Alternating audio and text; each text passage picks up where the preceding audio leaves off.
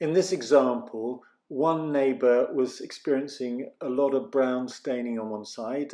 The housing association had the next door property. So I looked in on the housing association first to see whether there is any damp there.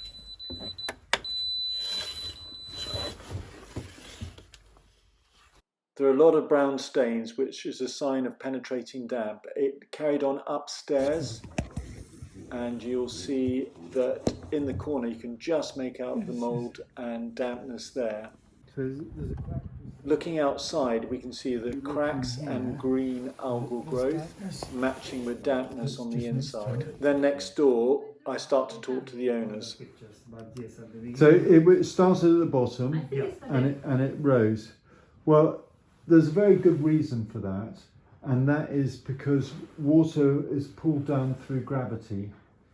And at the bottom of the wall, you'll typically have a damp-proof course, which stops the water from rising, but also stops it from descending. And anyway, the ground will stop it from descending. It will descend, but not very rapidly. So what happens is it starts piling up. And you also have additional factors. You have condensation. It's always colder at the bottom of the wall than top of the wall. So even rainwater can look like rising damp, but it doesn't mean it's rising, it's falling and piling up, just like sand in a sand timer. It's coming down, but it appears to be rising, but it's only building up. I'll go upstairs and have a look at it upstairs as well. Upstairs we see mould growing in the corner. That's caused by vapour trapped, unable to evaporate out, increasing surface relative humidity to 85% when mould is liable to grow. In advance of the survey, I was sent this clip by the owners, which you can see water overflowing the gutter onto the pipe. The owners suspected the pillows built up outside might be part of the cause, but this would make virtually no difference at all. The housing association neighbour was focused on their neighbour's dilapidation around the gutter there, but there were no signs of water coming on that side. The water was overflowing, clearly overflowing the housing association's gutter onto their wall and through cracks in their wall into the property.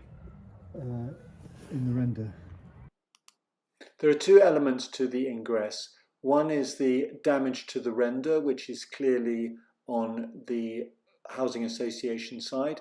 The other is the overflow of water, which appears to be on the housing association side, but I can't definitively say where the water is coming from. I think the housing association needs to do two things. One is update the guttering, making sure that it doesn't overspill during heavy rain, and filling render cracks and gaps behind the downpipe with a cement-based mortar similar to the current mortar, or for very thin cracks use an external acrylic caulk. The brown stains is a sign of penetrating damp, or it can be a leak. You'll see in the previous survey I did, which was for a leak, you can see that it's quite similar in many ways. But here, this is mould, and mould is either general mould, where you get it all over the property, which comes from insufficient ventilation, or it's localized mould caused from a local leak. And that is because if the water's coming through the wall, you're getting high levels of surface relative humidity. As it evaporates, it will build up with surface relative humidity. If you've got anything up against the wall, it will also stop the airflow and therefore the heat. The other thing you've got to remember, and I'll show you this in a second with the thermal imaging, but this is going to have heat loss because this is exterior. This is party wall on this side, and this is exterior because your property is proud of the next door property. So that heat loss increases surface relative humidity, but it's also the reason why you're getting it there and not for instance here. If it was rising down, it would be horizontal. This is vertical. So I'll show you in a sec now. Before going upstairs, I had a look at some thermal images which showed heat loss in the corner.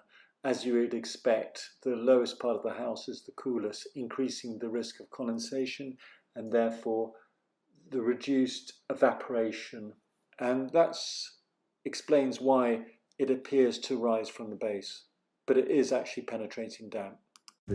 So it will take 6 to 9 months to dry out, and it will dry from the top down. So the down will be the last bit to dry out. It's the reverse of rising damp, if you like.